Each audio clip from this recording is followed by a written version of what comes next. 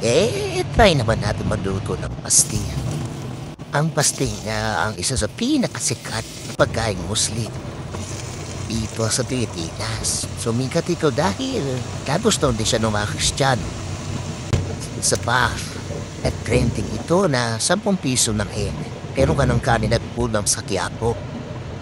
Dagdag pa ang aroma ng dahon ng saging. Dahil mabilis nga itong maluto at mabilis din itong kainin, ito yung binabaw ng mga kapatid nating Muslim kapag sila'y nakikipaglaban.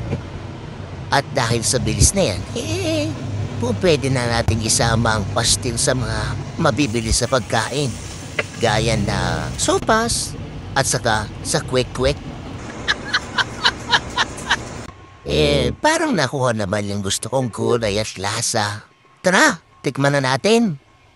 Yun lang. Paalam.